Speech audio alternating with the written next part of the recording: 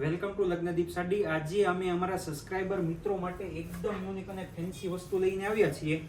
એ પહેલા તમે અમારા વિડીયોમાં નવા હો તો વિડીયોને લાઈક કરજો, શેર કરજો અને સબસ્ક્રાઇબ કરવાનું ભૂલશો નહીં, કારણ કે રોજનું નવું અપડેટ લગ્નદીપ સાડીમાં આવતું જ રહેતું હોય છે। જોઈ શકો છો એકદમ ફેન્સી અને યુનિક વસ્તુનું કામ રહેવાનું છે મિત્ર।